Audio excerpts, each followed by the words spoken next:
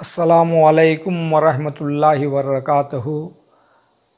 करामात हबीब शाह बाबा की एक और करामत आप लोगों के सामने मैं पेश कर रहा हूँ कि हज़रत हबीब शाह बाबा राजस्थान सुनेल में अपने मरकज़ में बैठे हुए थे। भवानी मंडी वाले टेलर आरिफ साहब आपको भवानी मंडी अपने घर ले गए और जैसे ही भवानी मंडी वालों को मालूम हो गया कि हबीब शाह बाबा आए हुए हैं तो तमाम चाहने वाले आरिफ टेलर साहब के मकान में जमा हो गए और बातें करते करते जब अज़ान हुई तो अज़ान के साथ आप हबीब शाह बाबा खड़े हो गए और नमाज के लिए मस्जिद चले गए।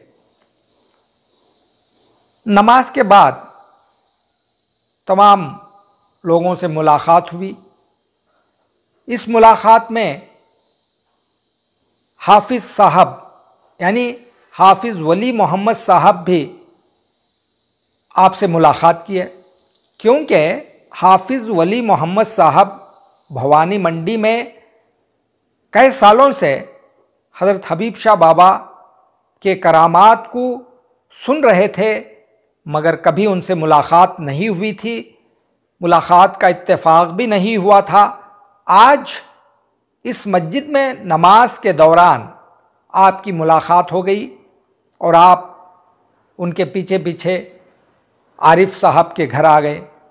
इस तरह हाफिज़ वली मोहम्मद साहब हबीब शाह बाबा के पास हर दिन आते, सलाम दुआ करते और चले जाते।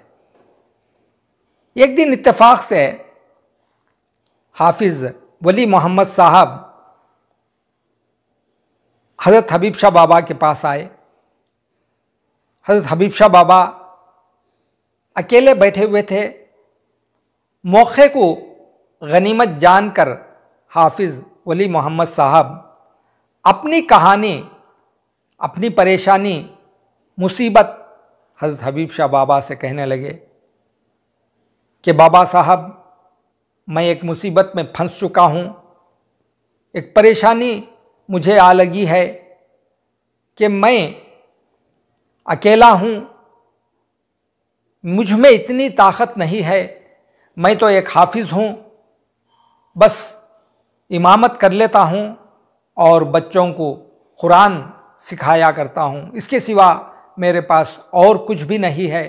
मैं एक छोटी सी ज़मीन ख़रीदी थी और वो ज़मीन आज कई गुना बढ़ चुकी है और इस ज़मीन पर एक गुंडा कब्ज़ा कर चुका है।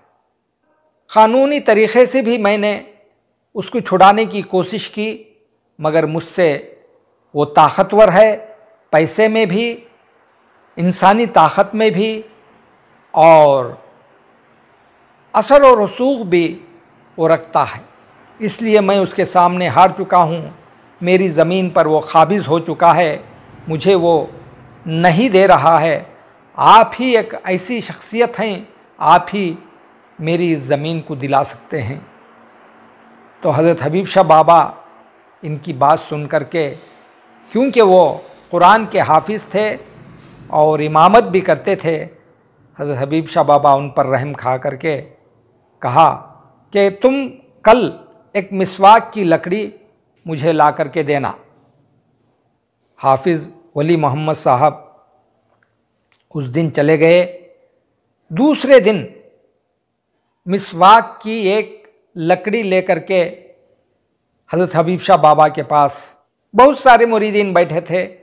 जैसे ही हाफिज़ साहब आए तो हज़रत हबीब शाह बाबा हाफिज़ साहब को अपने पास बुला लिया, क्योंकि वो कुरान के हाफिज़ थे और इमाम भी थे, इसलिए अपने बराबर बिठाकर उनकी इज़्ज़त की और उनके हाथ से वो लकड़ी जो मिसवाक की लाए थे उसे अपने हाथ में ले लिया। लेकर के कहा, हाफिज़ साहब अब आप चले जाइए, 3 दिन के बाद तुम मेरे पास वापस आना उसके बाद हाफिज साहब वहाँ से चले गए। हबीब शाह बाबा लगातार 3 दिन तक कुछ पढ़ते थे और उस लकड़ी पर दम करते थे। इस तरह 3 दिन तक आपने कुछ पढ़ करके मिसवाक पर दम करते रहे। तीसरे दिन हाफिज वली मोहम्मद साहब हबीब शाह बाबा के पास आए। हबीब शाह बाबा ने हाफिज साहब को मिसवाक की लकड़ी दे करके कहा, देखो हाफिज साहब, इस लकड़ी को ले जाना, तुम्हारी जितनी ज़मीन है इस लकड़ी से पूरी ज़मीन का इहाता करना और ज़मीन के दरमियान में बीच में इस लकड़ी को ज़मीन के अंदर गाड़ देना और उसके बाद तमाशा देखना कि कितना ही बड़ा जालिम और जाबिर आदमी हो तब भी तुम्हारा वो कुछ नहीं बिगाड़ सकेगा, वो खुद उस ज़मीन को छोड़कर भाग जाएगा। ये ले जाकर के तुम पहले ज़मीन में गाड़ दो और देखते रहो तमाशा, वहाँ पर क्या होता है उसके बाद मुझे बताना। हाफिज़ वली मोहम्मद साहब उस मिसवाक के लकड़ी को अपने ज़मीन के पास गए। ज़मीन के अतराफ़ जितनी उनकी ज़मीन थी उस ज़मीन के अतराफ़ एक दायरा बना करके ज़मीन के दरमियान में उस लकड़ी को गाड़ दिया। जैसे ही ये उस ज़मीन में आकर के गाड़ते हुए वो जालिम आदमी और उसके गुंडों ने देख लिया हाफिज़ साहब को, तो फ़ौरन उनके सरदार को जाकर के कहा कि वो हाफिज़ साहब अपनी ज़मीन में आकर के कुछ कर रहे थे। तो फ़ौरन वो जालिम आदमी अपने आदमियों को लेकर के आया। हाफिज़ साहब भी उस तरफ खड़े होकर के देख रहे हैं कि वो गुंडा आदमी, वो जालिम आदमी अपने तमाम गुंडों को लेकर के, अपने साथियों को लेकर के आ रहा है और जिस ज़मीन में अहाता बना करके मैंने आया था उस ज़मीन, उस अहाते के बाजू में खड़े होकर के वो देख रहा है, मगर वो अहाते के अंदर आ नहीं रहा है। उसकी हिम्मत नहीं हो रही है कि एक कदम अंदर डाले।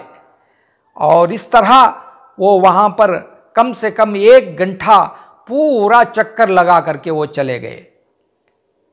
क्योंकि मैं भी उस ज़मीन के बाजू ही में रहता था, उनका आना और जाना, उनकी हरकत को हर दिन मैं देख रहा था। तो फिर दूसरे दिन वो आ गए।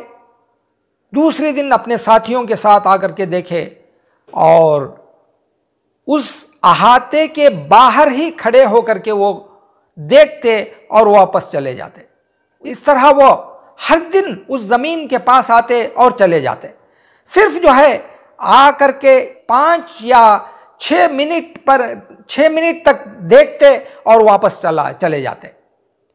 इस तरह कम से कम 12-13 दिन वह लगातार ज़मीन को आकर के देखते वापस चले जाते। 15वां दिन जब मैं बाज़ार गया तो बाज़ार में उस जालिम आदमी की टोली से एक आदमी से मेरी मुलाकात हो गई।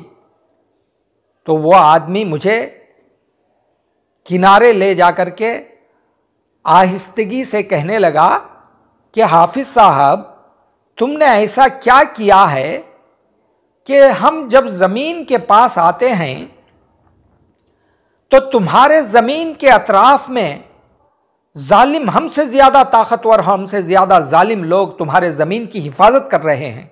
सिर्फ हम वहाँ पर आकर सिर्फ उनकी सूरतों को देख करके हम डर जाया करते और वापस चले जाते हैं। और तुमने इतने आदमियों को कैसे जमा किया और क्या वो तुम्हारे क्या लगते हैं?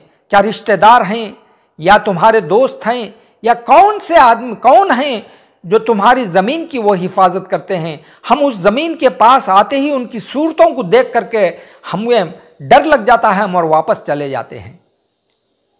आखिरकार इन आदमियों को देख करके हमारे लीडर साहब ने कह दिया क्या अब इस ज़मीन को छोड़ दो, ये हमारे बस की बात नहीं है। उन लोगों के सामने, उनकी ताकत के सामने हमारी ताकत कमज़ोर पड़ जाएगी, हमारी ताकत इतनी नहीं है, इसलिए उस ज़मीन को छोड़ दो। वो कह दिया है, लिहाजा आप अपनी ज़मीन, अपने आदमियों को वहाँ से हटा दीजिए और अपना काम आप कर लीजिए। तो इस तरह हबीब शाह बाबा ने इस जालिम के हाथों से हमारी यह ज़मीन को छुड़ाया है। ये वाक़या हाफिज़ वली मोहम्मद साहब ने मुझे ख़ुद बताया है। अस्सलामु अलैकुम व रहमतुल्लाहि व बरकातुहू।